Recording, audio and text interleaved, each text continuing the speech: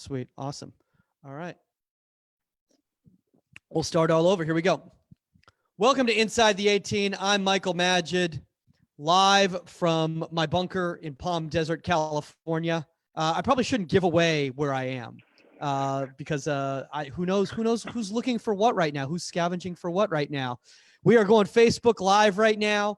Unfortunately, due to circumstances beyond our control, it's just me. But that's okay because we've got a fantastic guest with us today. We've got Real Monarch's goalkeeper coach, Mirza Harambasic. Mirza, what is up, dude? Thanks for joining us here as you freeze up. Can you hear me? Hey, sorry, Mike. Thanks for having me. Just I'm breaking up a little bit there. Dude, it's all good, dude. I mean, honestly, if that's the worst thing that's going on in your life right now, I think you're doing all right, dude. Honestly, Absolutely. I feel like there's a lot of people out there who've got some worse stuff going on. So a little bit of breakup. And by the way, is it me or literally everyone in the world is on Zoom right now? Like everybody. This is probably my fourth or fifth Zoom meeting of the day. Oh my God. So have you guys been doing a lot of Zoom meetings for the club? Yeah, absolutely. Whether it's between Todd and myself, or between the goalkeepers, or between the Monarch staff, it's Zoom all the time. Dude, honestly, I feel like Zoom's gotten more free advertising from the apocalypse than any other product in my mind. Like if I could think, maybe Zoom, Perel, and toilet paper. Like those are the three things that the entire world seems to know all about now. And we were using Zoom back before it was cool. So we feel like we're trendsetters right there. By the way, guys, speaking of trendsetters, thank you for all of you guys who've been rating, reviewing, and subscribing. Over 300 world right now.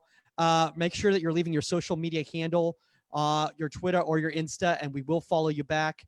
Just please let us know if you're not following us yet, if we're not following you guys yet, because that's how you're eligible for prizes. And if we can't follow you, then we don't know where to send it to. So guys, it literally takes 30 seconds. Like literally there's nothing else you're doing right now, right? Yeah, Mirza's even agreeing right now. He's like, yeah, dude, there's nothing else going on right now. There's no reason for you not to be leaving a review. That's why he is literally going back and just updating his review. He's like, you know what? I got the time. I'll just update my review. No, shout out to all you guys. You guys have been absolutely fantastic. What I do want to do right now is I want to get to one of those listener reviews because it's actually a question. And this comes from @Puckhead48. And he's asking, what drills can keepers do at home to stay sharp? What about exercises? And now, Puckhead48, you should have listened to last week's episode where we had Stan Anderson from Camp Shutout on, where we discussed all the different activities you could be doing. But since we didn't have Mirza on that episode, we figured we'll ask him that question right there. So, Mirza, dude, I've seen your videos. You got so many drills. You've got so many training things going on right there. You got to have something good. Yeah, I mean, Stan is a legend and a mentor of mine, so I know he's definitely got some good stuff as well. So, but for me, the big thing that I've tried to focus on is trying to come up with fun, different activities that you can do on your own. Different hand-eye coordination stuff that when I did myself struggle with big time. And for me, I've continued to work on them just to allow me to stay sharp mentally. And that's something that I've had a lot of fun with. And it's also something that's a little bit different than your normal goalkeeper training that you'd be getting. But even myself, just trying to stay fit by doing stuff at home, any body weight exercises, any plyometric exercises, and getting out, doing some running and stuff like that. So I think that's a good time for goalkeepers to be imaginative as well and come up with their own exercises. Oh yeah, dude. I mean, I've seen some incredible videos, and we've been sharing. Actually, we got a montage coming out of some different insiders who've been putting up different videos of themselves training. And I mean, everyone's getting really creative right now, dude. I even heard of somebody using milk cartons as weights. They're like using the milk gallon jugs as weights. By the way, I don't know who lives in 1957 who still has milk gallon jugs, but that's pretty awesome.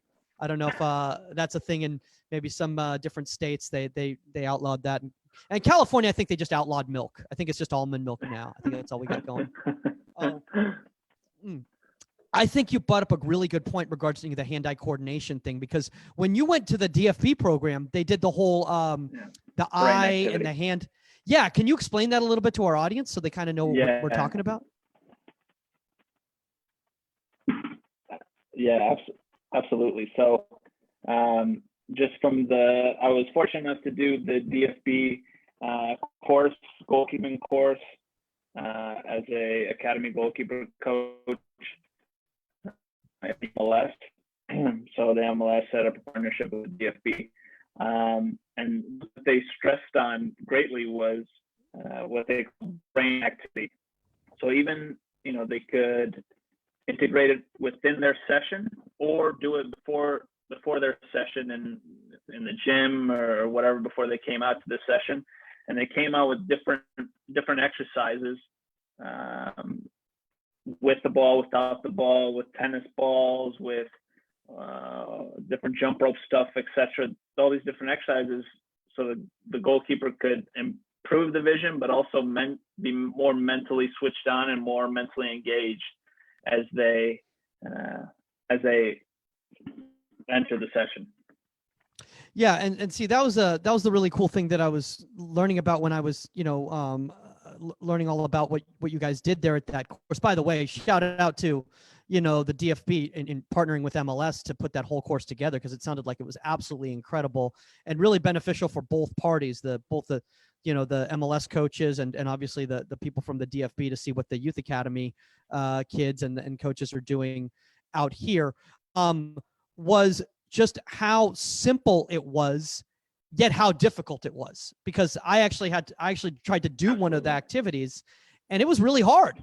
And it sounds easy, absolutely, but like having one hand and then another foot, and like it's just very difficult. And so I would love it, and I don't know if there's anywhere out there, but if that's something that we can get out to the insiders, to the fans out there who can use this activity at home, because I think this is the time to do that type of work. This is the time to do that type of mental training. It's not going to be maybe as physically demanding as what you're doing out on the field. But once you get back out on that field, it's going to make a huge difference, right? Absolutely. Absolutely. And how many of us in our careers have we struggled with conceding goals because of lack of concentration and not being sharp because of the mental aspect of the game? Maybe it's not a fitness thing or a technical thing. It's just we switch off, and I think it's extremely beneficial. Yeah, and I think another thing too that you were bringing up the hand-eye coordination. And are you just talking about just like simple wall work type of stuff with hand-eye coordination? Or are you talking about more like, reactive tennis balls and, that sort of thing?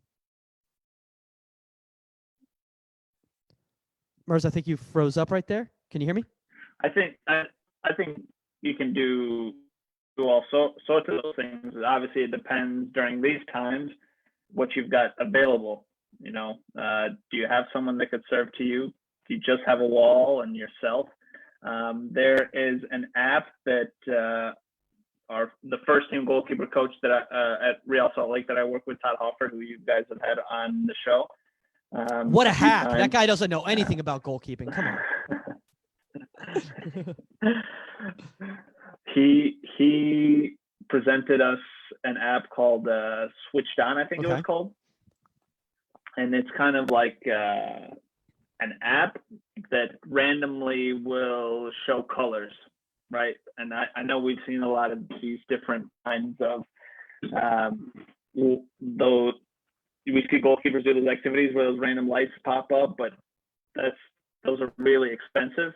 I think it's a free app where you can just set it up. You can get creative. You can have maybe different colored cones. And as the shine, you can move to that cone and back in, or you can set up something where you've got different pieces of colored paper on the wall and try to do it like that as well. So another resource as well. Dude, that sounds like something that you get at like the optometrist's office. So I remember, the one I'm talking about where like they have the different colors. Yeah. That's really cool. I got to check out that app. If you know what, Yeah. if you can leave that name and that information for, maybe I'll put it in the show notes so that people can reach out about that app, because it sounds pretty awesome. I want to kind of get into today's kind of topic. While we still have you here before the Wi-Fi completely goes out. Today's topic is actually transitioning from a youth coach to a pro coach. I thought this was a really cool topic. I couldn't think of a better person to have on than yourself, who's literally going through that transition right now.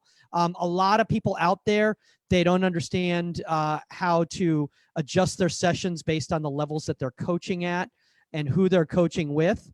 And first off, I just got to give you a shout out, dude. Your sessions are legit, dude. I've been watching your sessions online. Thank you. And you do a really, really good job of keeping things very game specific, very relatable to the game, still fun, and still technically clean too. A lot of times people, they substitute one for the other. So just to start off with, for people out there who are listening, who might have, jumped onto this podcast thinking that it was a podcast about, changing colors or hand-eye coordination or mental imagery. What is a youth coach and what is a pro coach, so that people out there know the difference? So for me, I've been very fortunate to now work in both realms. And for me as a youth coach, it was working with age from 9 years old to about 16, 17 years old. And now as a pro coach, working with guys who are doing this for a living, who rely on the game of soccer to make their money and see it not only as a game they love and have played their entire lives, but also as a profession now. I think that's something that a lot of people have trouble with, is because even when you're in a youth professional academy, you're still working with children. And this is not, yes, they're aspiring professionals, but they have other responsibilities. Like, as you know, the whole residency program, school is the number one priority for them. And they need to, because let's be honest, I mean, it's a very small percentage of them that are actually going to go to play at that elite professional level. And so they need to have something else. And just in regards to just educating yourself as a human being, it's important to be educated on something other than just, football, soccer. But the pro coach, absolutely, you get to just spend all your time focusing on, for lack of a better term, their skill set, because this is their skill set now. This is what they do for a living. Yep.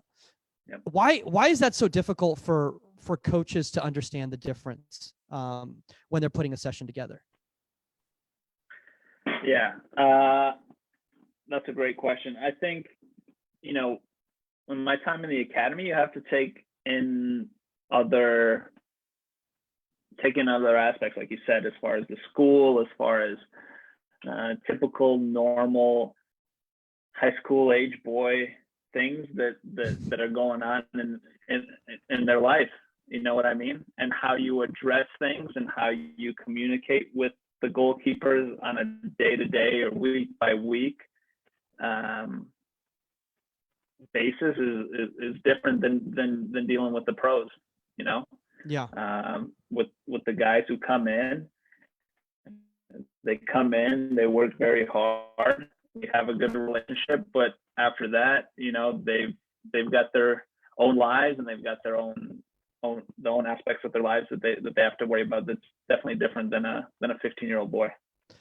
And I think that is the difficult thing as a youth coach, is because it's a lot of times we have to understand that we're almost at times not just a teacher in regards to as an educator on the field, but we're an educator off the field too, because these people are still growing into human, fully developed human beings. So how much more time do you spend with the youth players off the field in regards to their day-to-day than you do with the pros?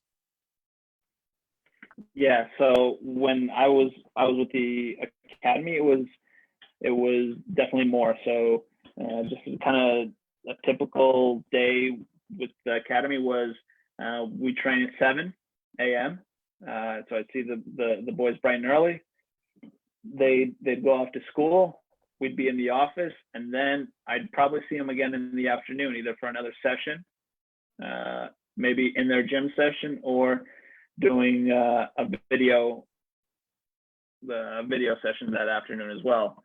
And then since we are a residency program, you could see the boys at dinner. Or if you're volunteering and doing a Walmart trip, you're doing a Walmart trip, or you're helping and with you're like a camp counselor. You're like a camp counselor, dude. Yeah. You know, you're involved in all the different facets of their lives. And then of course the club is getting you because they're like, well, the goalkeeper coach has nothing else to do right now. Let's have him do the Walmart trip right now. You know, he can spare the time. You know, yeah. They only work an hour out of the day. Yeah. To be fair, all the academy coaches that I've worked with have been great and have fantastic relationships with the boys. So definitely share that load. Well, dude, you guys have a legit. I'm obviously a little biased here because of the relationship I have with RSL, and shout out to everybody in comms there, all the coaches out there. You know, they hook us up like no other MLS club, and just the setup with the academy there. You guys do it the right way. You guys are really trying to develop, you know, people that are ready for the professional game, rather than just hoping that some talent comes to your club and then you can, you know, sell them off in the future if they've got the ability. No, you guys actually cultivate that talent.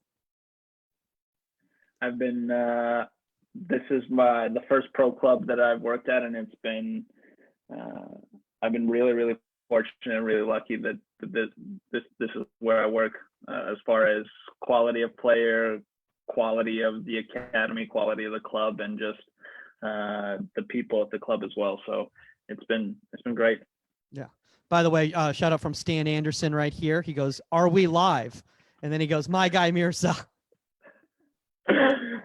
Yeah, like I said, I worked for Stan probably the first camp shutout roadshow that I worked for Stan probably 6-7 years ago now. Absolute legend and still a good friend and a mentor to this day.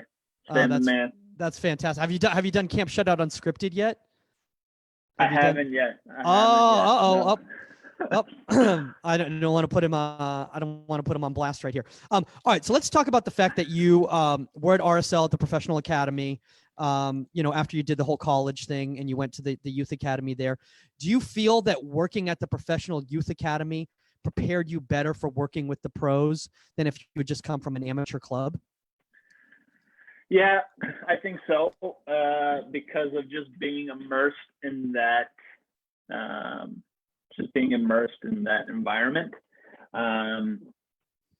Again, the structure of the club is fantastic because even when I was in the academy, after our early morning session, I was able to work with Todd or at that time, the Monarch's goalkeeper coach was Matt Glazier, who's now our assistant coach.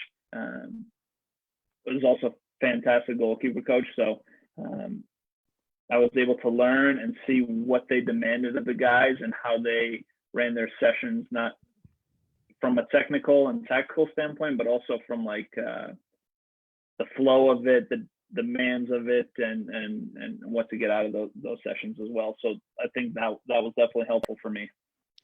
Yeah, I mean, because then there's that kind of like, for lack of a better term, there's that synergy between because like if you're coming from an amateur club and then all of a sudden, and I see this a lot of times, I'll see, you know, guys who coach at a DA club or something that's an independent DA club, and then they'll try out, you know, to run some sessions for a lower division, you know, pro team, whether it's, and not even USL, you know, maybe it's a USL 2 or a USL 1, and they're so used to working in a certain pay for play environment that it's a very big culture shock for them, because let's be honest, a lot of times in the traditional club you set up here in the United States, as you know, growing up in it, you know, it's the goalkeeper coach goes off, they go off with the kids for a while, and then they all go back to their teams. But there's actually no direct communication or connection with the actual team coaches and actually watching their kids play. And I think that's one of the biggest issues that we have in this country is our sessions aren't game related because we don't see them play. And that's one of the challenges that you don't have when you're working there. Now what advice do you give to anybody who's like maybe going from the college level to the pro game? Do you think that's an easier transition than amateur youth to the pro game? I I think it is a bit easier just because of what you're dealing with from a physical standpoint and the level possibly. You know, in the college setting, you're still playing with guys where there are pro quality players in there and guys who play at a high level, and even goalkeepers that you're coaching that are aspiring to be at that pro level. So from that aspect, I could see it also being easier, but also like you said, in that college setting, you've got abilities to improve your goalkeepers, not just from a technical standpoint, but from a total standpoint. And it can be difficult at a club level when, you know, different club coaches, you're working with maybe 12 goalkeepers in an hour, and you don't get to see them in games and things like that. Now, when you were working at Hartford, you were also doing youth club at the same time, right? Yep. Okay.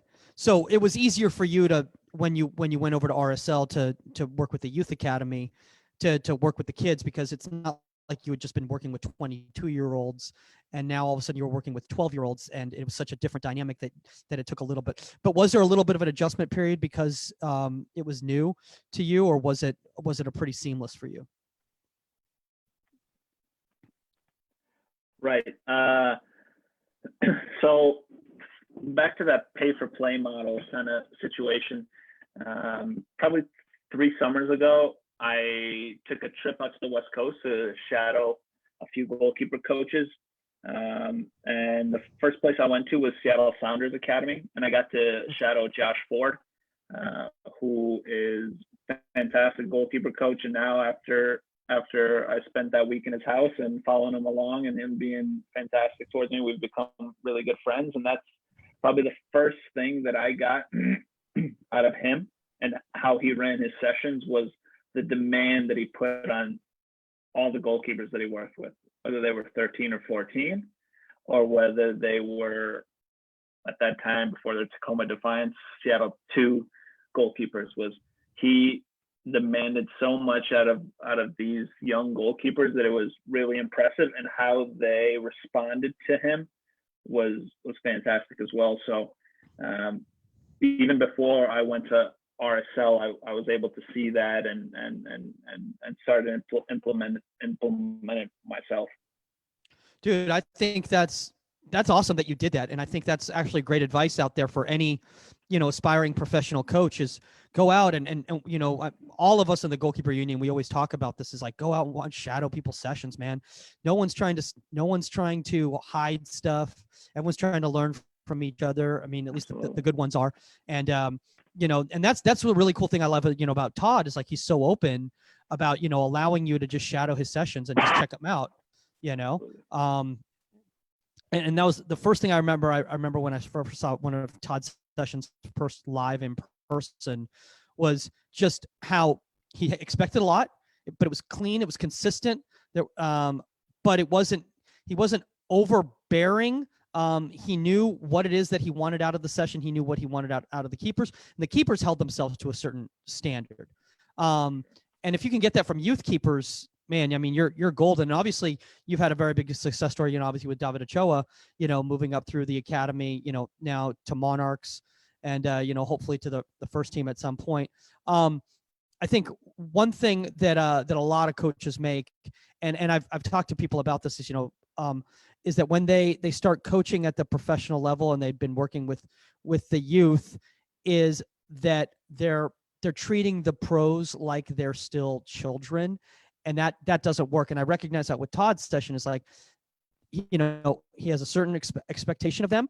But at the end of the day, they are professionals, they are adults, they are veterans. Some of them, obviously, like Nikki and, you know, at the time, Alex Horwath and all that. And he, you know, he let them figure it out on their own rather than trying to micromanage. And is that a big mistake that a lot of coaches make when they start working with older keepers, is they start trying to micromanage them like they're working with like a 9s or 10s or 11s? Yeah, for sure. And then also things that I've noticed as well when guys make that transition is that they are trying to also be something they're not.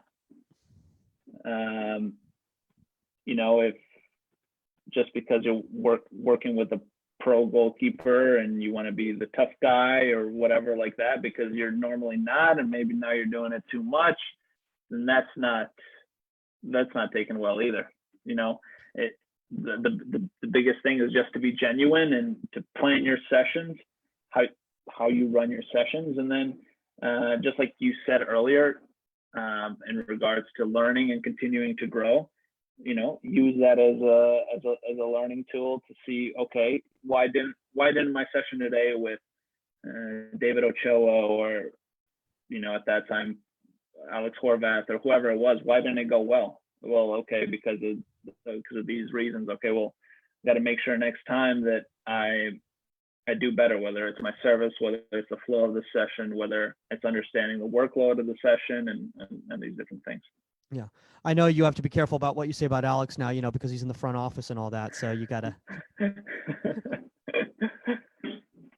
shout out to Alex, man. I love that guy. Such a good dude. He's still he's a front office guy, but still definitely part of the goalkeeper union. And we still definitely enjoy talking goalkeeping and stuff. So it's good to have an ally there, dude. It's good to have an ally in the office, right? Exactly. Especially a goalkeeper, man. Dude, you got goalkeepers all over the place. Hey, Taryn, comms guy, yeah. He's a goalkeeper. Yep. I mean, it's like exactly. It's the goalkeeper club. It is. All right. It is. So let's talk about this. What I thought you brought up a really good point in regards to trying to be something that you're not. Dude, I swear, the first time I worked with pros, yes, everybody out there, I actually have worked with professional goalkeepers before, because everyone's out there's like, dude, this guy literally, he's 5'8". There's no way he's done more than like U8s. First time I worked with pros, dude, I was trying to be a professional goalkeeper coach. And it took me a few sessions to realize what's going on here is I'm playing an idea or a concept of what I think a pro coach is, rather than just being the dork that I am. And and I mean, I know it sounds really simple for everybody out there listening, but dude, just be yourself. If you trust in your ability as a coach and that you understand how to convey information and you're a good teacher, and that you've got something to give back, it's going to work, dude. I'm not going to try to be Mirza. Omar's not going to try to be me. Well, no one should ever try to be me, but people should just be themselves and trust I almost said trust the process, but that's tanking, I guess, until you get the number 1 draft pick. So I think that's it's a different thing there. All right, let's talk about this here. So what do pros expect from their sessions? Okay. Cause now you're not working with youth academy kids where you're kind of, I don't want to say that you're managing the session more from a development standpoint in regards to what the point is for the entire, where you want to see them at a certain point in their development. Yeah. Now you're talking about, for lack of a better term, and that's why it's so tough with guys like David Ochoa, because obviously there's still things that he needs to work on in his game, but he's now in a professional environment. And how do you balance that with a young pro? Because there's still got to be a little bit of teaching, but at the same time, a lot of it's maintenance too, right? For sure. Just working with David, this during his now pro years, is he's still been fantastic and super open to sessions and different coaching points and things like that. The biggest thing that I am taking away now working in the pro environment is trying to make wholesale changes to guys. David is not going to be, I don't know, let's pick someone that's completely different than David. David's not going to be Andrew Putna. He's not going to be Andrew Putna. Exactly. He's not going to be Putna, and Putna's not going to be David, and then they're not going to be Nick Raimondo. But my biggest thing is what can we do as coaches and as goalkeeper coaches to make David Ochoa the best David Ochoa he can possibly be? What can we do in Andrew Putna's framework and what he does well, and what can we slightly change in order for Andrew to be the best Andrew Putna he can be in order to help the club as well? And what Andrew expects out of his session is very different than what David expects out of his session, right? For sure. So how do you balance that? I haven't been involved with Andrew as much this year. He's been just more so with the first team on a consistent basis, and I've had David more on a consistent basis. And we also have another USL goalkeeper who I worked with at the University of Hartford called Jimmy Slayton, and they are similar in some aspects. So I've been a little fortunate there. And also from a workload perspective, I've been really fortunate because they're both young goalkeepers who want to get better and want to improve. Yeah. So if it's a tougher session physically, or demands more, then they're both extremely open to taking the reps and training and getting better, which is very beneficial. Yeah. And I think that's the most important thing, is that they're getting the reps that are going to be beneficial to them. So let's talk about workload, because this is something that is a big issue. I see is a lot of people, they go, okay, they're older. That means more reps. Right. Yeah. And you're nodding your head right there, which is not the case. So can you explain that to a lot of the younger goalkeeper coaches out there who might not even be transitioning to coaching pros, but they're working with 19s, or they're working with, college guys for the first time. And they're like, well, they're older, so strike harder, more reps. Yeah. So for me, last year, my first full year at Real Salt Lake, I got, being hands-on with Matt and Todd. I've come out and helped Todd serve for his sessions, and just seeing Nick and his training environment compared to like an Andrew Putna, and just on a few individual sessions when Nick didn't travel with the team, whether it was for rest or for an injury, I'd run his sessions, and extremely sharp, focused, but I would just let him decide how many reps he was doing, and it'd be just on the lower end, because with the wear and tear his body's taken over the years, he didn't need as much. And Andrew's a special case. We keep going back to Andrew. Andrew's dude. I saw Andrew at MLS preseason, and Omar's like, it's like, yo, bro, have you been it's like, it's pretty hot, huh? You sweating? He's like, sweat. He's like, this is work, bro. This is work. Yeah, I've been working, and like the dude doesn't stop. He's just no. He's for lack of a better term, a workhorse, which we're using in a positive connotation. Absolutely. Yeah. Absolutely. So let's talk about what's the workload that a traditional professional session should have, and should a youth session have the same workload expectations, or should it be a lower workload expectation? Right. So on the pro side of it, it just depends on the day of the week, and based on what our game schedule is like. If it's a normal week, so a normal week for us is a Monday, Tuesday training, Wednesday off, Thursday, Friday training, Saturday game. That'd be a normal week. So a Monday is a re-entry day, usually a moderate session, and then Tuesday is usually your big session. You're hitting the ground more, covering the goal more, maybe more multi-save stuff. Maybe that's your big plyometric day, etc. Wednesday is obviously the day off, and then for me, I'd like to keep the Thursday as kind of a lower day, and then the Friday try to make it a little bit tougher, just to make them feel sharp the day before a game. Now, with the academy, it was similar to that, but also just younger goalkeepers respond quicker than the older goalkeepers. You could have a little bit more challenging days. Dude, I can't tell you how many times I've trained like a 9 or 10, and like a high level 9 or 10-year-old. We've done like a hard session after like an hour, and then there's like, hey, can you take some shots? I'm like, dude, what do you think we just did? What did we just do? You make me feel like I didn't do anything. Let's talk about the expectations from the club standpoint.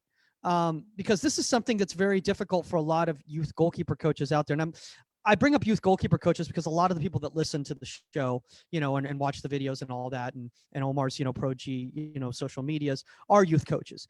And they say, hey, this is really cool, Mirza, you're talking about at the professional level, managing, workloads and based on the games. But at the youth club, I got kids who are on completely different schedules. I got some kids are playing in it tomorrow. I got another kids playing 4 days from now, and they're all at my sessions all at the same time. What advice do you give them? Absolutely. I think that goes back to what we were talking about earlier in regards to working with the different goalkeepers of the different age groups. I think having a relationship with your goalkeepers is really important. And I think that's something that I try to pride myself on and improve is, if someone needs to come talk to me and be like, hey man, like today is not my day or whatever like that, then that's no problem. We can give you less reps or whatever the case is for that day. And I think that can apply to all environments as well. Yeah. So are you basically saying is like, I think one of the issues is that a lot of goalkeeper coaches, they don't communicate with their club on what they need and what their keepers need. And because they don't open up that communication, the club just isn't aware, so it's a two-way street. When I get all these goalkeeper coaches who come to me and they go, oh, they don't listen to me, or they don't know what I want and blah blah blah. I'm like, well, have you actually sat down with DOC and explained this is what you need based on what's going on in the games of these goalkeepers? Absolutely. And Nathan Thackeray brought up a really good point, from North Carolina Courage, who obviously works with the youth academy there too in North Carolina. And he goes, goalkeeper coaches out there have to watch the games of the ages that they're coaching at. They can't just watch, if you're working with the youth academy and working with Monarchs, when you go work with the youth academy guys, if you've never watched any of their academy games and you just do everything based on what the Monarchs are doing, well, that's not going to be the same demands, right? Absolutely. And how you run your sessions as well and how you organize them. There's right now working with the Monarchs, I work with 2 goalkeepers and myself, but knowing from the club experience, maybe you've got 12 goalkeepers and you have maybe a penalty area. And how can you develop a session that'll best help the goalkeepers that you're working with? Yeah. Are you kind of in the boat that you kind of need to train to the level of the top goalkeeper in your session in the club setting, and then just help guide the ones who are at a lower level to keep up with the session rather than coach down to the lower level of the keepers? Yeah, absolutely. Okay. Absolutely. I think then everyone is challenging to be the top guy and trying to outperform the top guy. And if the bottom guy continues, then maybe it's then our role for individual attention, but might not be in the session. Maybe it's extra after the session, or maybe it's video work or whatever they're missing that we think will be beneficial, helping them to hopefully catch up to the group. Okay. Now that you're working with the Monarchs, obviously that's a feeder team into the first team as the reserve team. So it's the first level of the professional pyramid, if you like to call it, at RSL from the youth academy. There's obviously, you're in a pretty cool spot because you have to blend in players from the youth academy and players from the first team in your session. So how do you do that? Because I'm sure there's times where you've got a guy who's rehabbing, coming down from the first team to work with you, and you also got a young kid from the academy who's coming up to work with you. Yeah. I think that goes back to the testament of the club and our goalkeeper union within our club with Luke Baxter, who's the academy goalkeeper coach, myself, and Todd. I've always felt that transition has been seamless.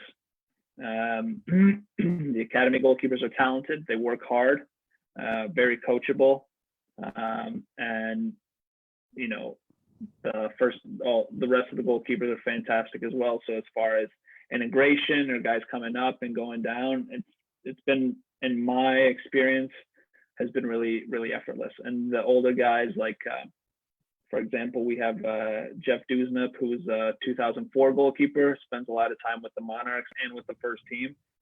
Putna and Zach McMath are fantastic towards them and treat them with respect and always giving them points and stuff like that. So in my experience, thankfully, in my 2 years at the club, it's been really good. Yeah, that's great to hear, because I think one of the things that makes it easier for a lot of people to to make that jump is when they, you're going from the youth setup to the reserve team and kind of using it as like, I don't want to say stepping stone, but that youth academy prepared you for coaching with the Monarchs. If you had just come from a different club and then gone into the Monarchs, it probably would have been a much more difficult acclimation for you. For sure, definitely. Yeah. Definitely. So let's talk about youth coaches who want to get into the pro game, because I get this question all the time. And by the way, I want a lot of youth coaches out there to know there's nothing wrong with being a youth coach. There's nothing wrong with being a youth coach. I can't tell you how many young goalkeeper coaches tell me that they're just doing this until they can get into the pro game. And I go, well, then you shouldn't be doing this, because then you're not giving everything to the kids because you're in it for yourself. Absolutely. Yeah. So what advice do you give to youth coaches that want to get into the pro game and they want to do it right? Because like you said, they're two different animals. Right. Back to what we were talking about previously, is trusting yourself and trusting your identity is important, but like continuing to learn and continuing to improve and be a student of the game completely, not just goalkeeping, but the game, goalkeeping, and then continue to train your eye and what you're looking for in goalkeepers. And by that, I mean, when you've got an 11 or 12-year-old goalkeeper, the things that they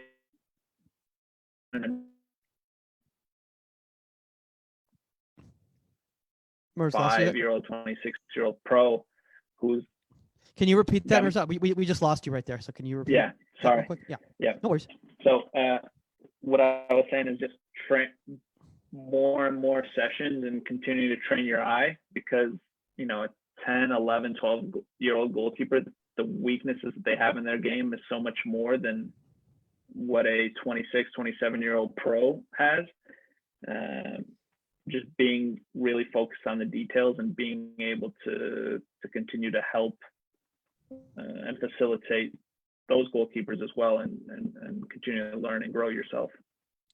I think that's actually really perfect advice, because I will say this, and I think this is another thing I want to add too, is that I found whenever I've gone and coached at a level that I've never coached at before, there's always an adjustment period, and be okay with that. Understand that just like going to any new job, it's not gonna be seamless right away where you're gonna know, because you've never done it before.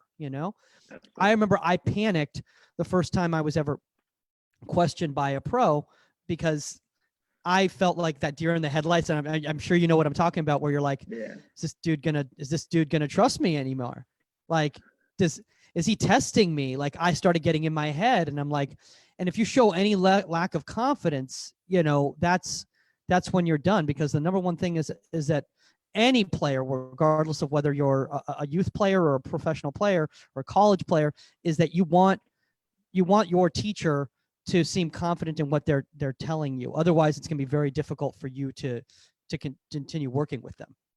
Yeah, absolutely. And that, back to that point we were talking about, is that you brought up earlier, is continuing to learn and continuing to improve, and not getting comfortable in where you are right now and saying, I know it. Just keep working and keep improving, and nothing wrong with being questioned. No, and I honestly, at first I was very embarrassed about it, But then I realized, I was like, well, wait a second, maybe I'm in over my head and I need to catch up so that I can provide the tools to this person that they actually need. And so I'm such a big proponent of just trying to learn from everybody, man, whether it's yourself or whether it's an ASO coach who shows me something I've never seen before. And honestly, I learn a lot just about the game when I'm just talking to team coaches, because I think I know the game, but I don't know the game like a lot of these head coaches do. I just don't. Just because I spent most of my time working on a certain craft.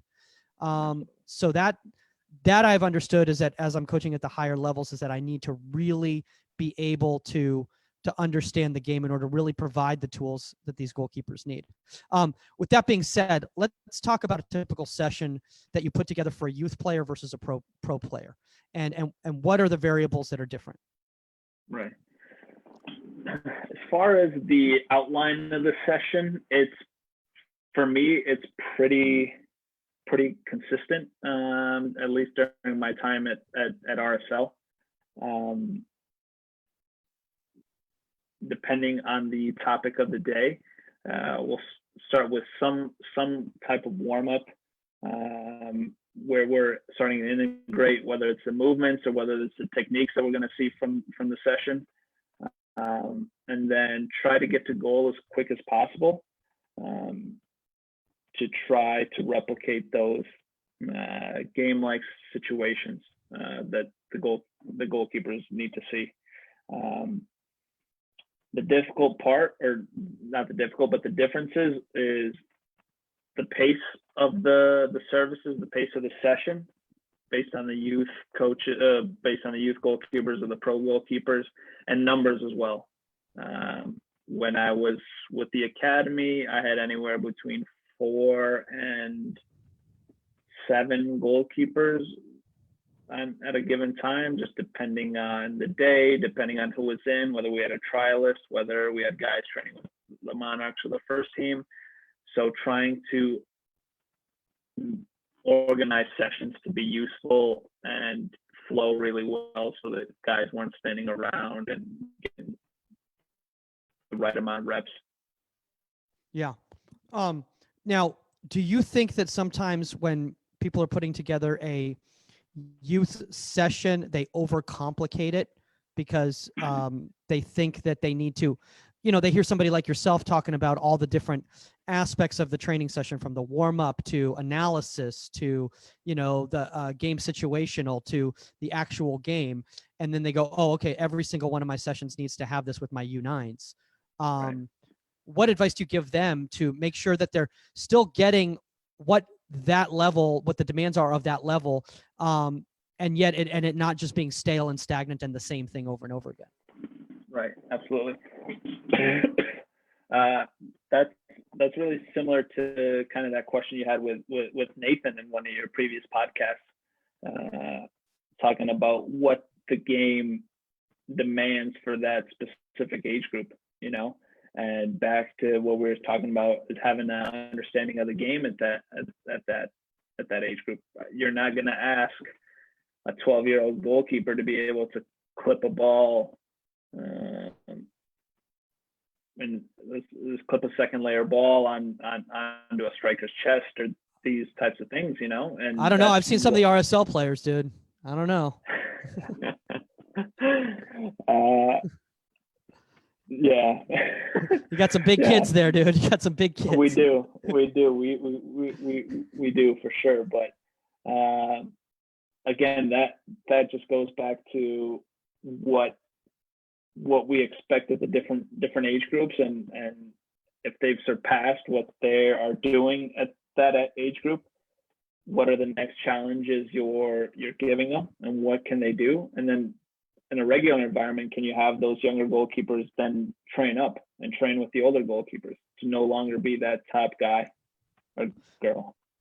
So at the academy, do you guys, I'm sure, and I'm guessing that I already know the answer to this, but I'm assuming that you guys place your goalkeepers in sessions based on their ability level rather than their age of their academy team that they're on, right? So if a guy's ready for the 14s, he's going to go with the 14s, even if he's 12 years old, Right. So we've got at our residents, we've got the 15s, the 16s, 17s, combined age group, and 18s, 19s. And if, our U15 goalkeeper has played games with the U17s, and U15 goalkeeper has trained with the Monarchs because, we thought he could handle it, and he's done a great job in that environment. And we just try to keep pushing everyone to make them uncomfortable, and to hopefully continue to improve everyone. Yeah. I want to talk about the relationship between who's the new academy coach? It's Jason? No, a new academy goalkeeper coach is Luke Baxter. Luke. Sorry. Your communication and relationship between Luke, yourself, and Todd. Do you guys meet daily? Do you guys meet weekly? What is that line of communication? And does it ultimately come down to Todd's say, or do you guys have kind of autonomy with what you want to do? Yes. Yeah. So Todd's been really good in this about this since I came in, is the autonomy that he gives us. As far as he comes out to sessions, he'll run sessions here and there as well, but he trusts us and our abilities to put on our sessions as well. And then if he needs a USL goalkeeper or an academy goalkeeper, he gets to see them within his own session, and then there's obviously feedback off that to see, well, we like this kid, but this is what he's struggling at this level. Yeah. And then obviously we take that and say, okay, well, we'll make sure that when he's in our environment that he'll improve on whatever that is.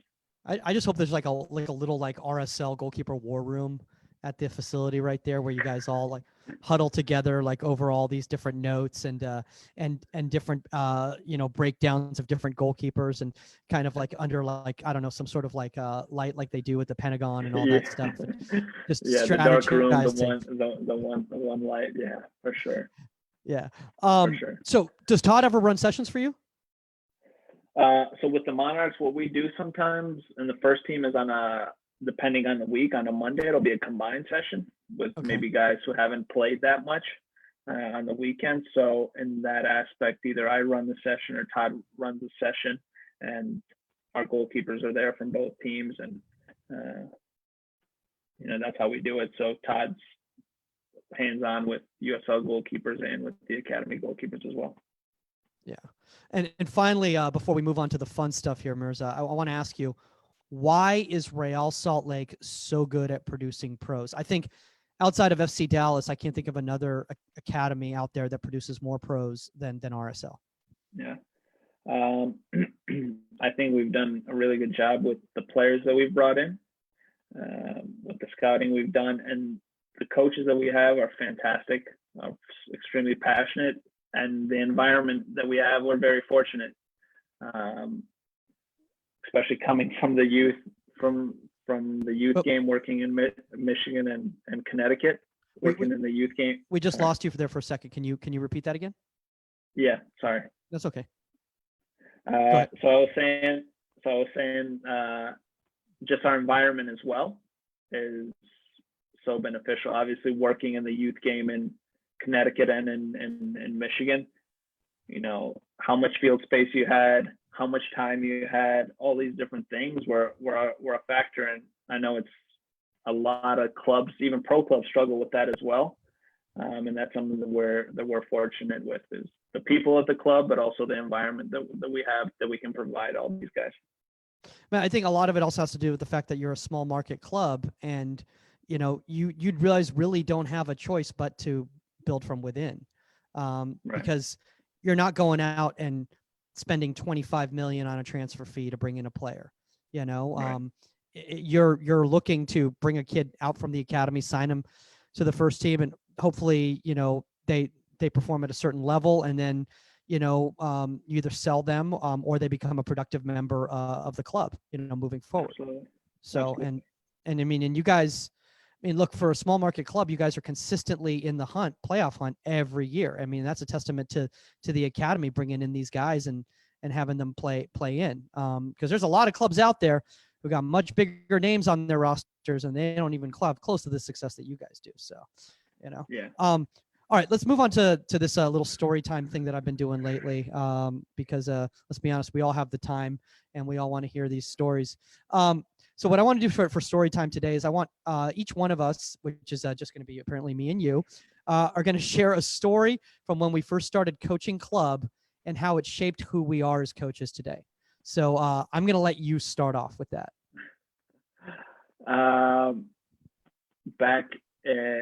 So I grew up in Michigan.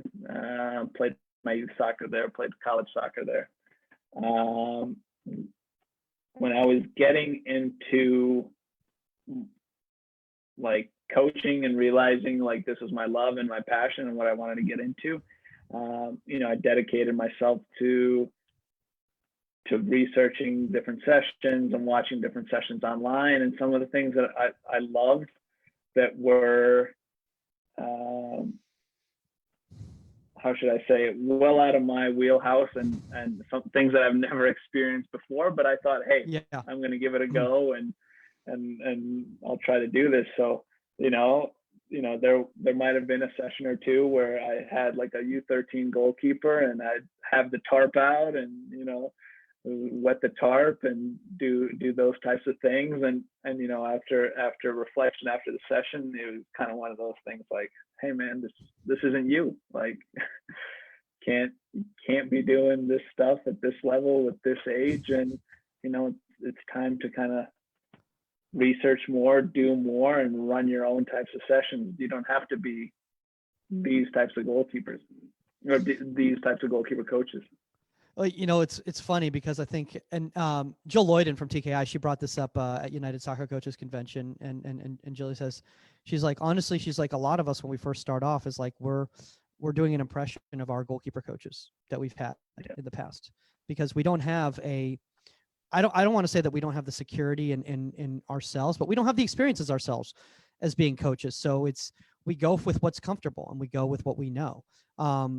With that being said, the first time I got a job coaching at a club,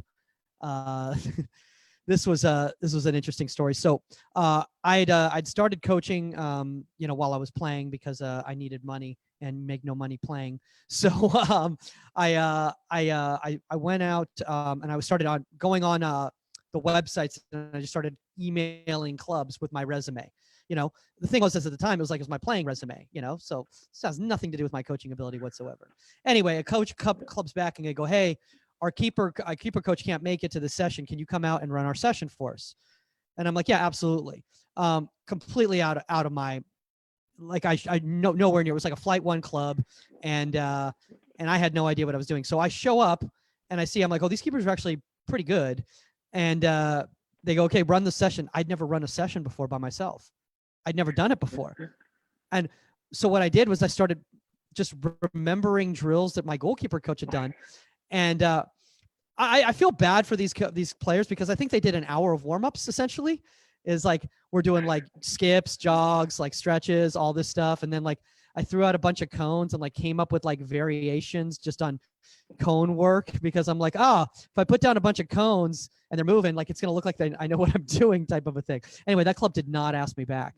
So I learned very quickly that it's about why you're doing something rather than what you're doing is the most important thing. So yeah, we've all been there, guys. So anytime anybody, is bashing a young coach, I always want them to reflect back to when they first started, because we all make mistakes and we all learn from them, For sure.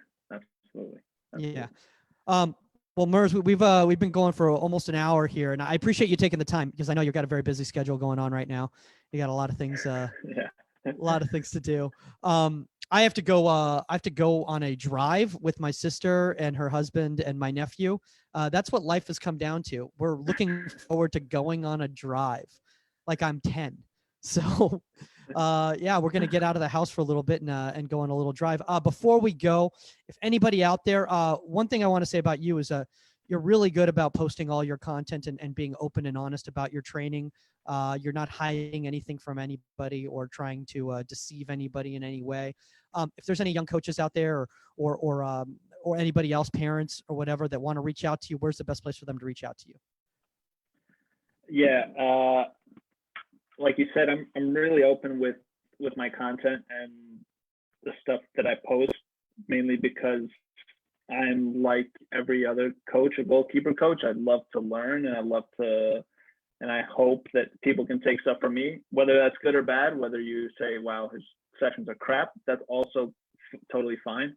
So feel free. If anybody says that, dude, if anybody says that, say, hey, there's a 5'8" goalkeeper in Palm Desert right now who has bronchitis who will come after you. And I'm sure that'll scare them away. So scare them, yeah. Yeah. So you can follow me on YouTube, or subscribe to me on YouTube. You can watch my sessions, or if you'd like to talk goalkeeping, you can find me on Twitter or on my LinkedIn. You can find me just my full name, Mirza Harambasic. LinkedIn, man, that's hardcore, dude. I set up a LinkedIn and I was like, well, I don't know what I'm doing. Like it, because it looked so professional. I was like, I don't know how to. I've never had a job before. I don't know how to do this. This is hard. So remember, guys, contact at insidethe18media.com if you have a guest suggestion or a topic suggestion. And or if you want to come on the show yourself, because honestly, we've got the time right now.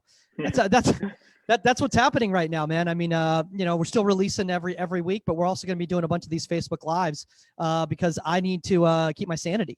So we're going to try to do as many of these as we can while we're out there. Remember, guys, keep rating and reviewing and subscribing on iTunes. That's how people keep finding us, keep growing as goalkeeper coaches. And that's all the time on Inside the 18, guys. We are out. I'm going to go for a drive later. Thanks, Mike. Appreciate it. Oh man, yeah, dude, that was great, dude. Thanks for doing that, man. I appreciate it. Thanks for having me.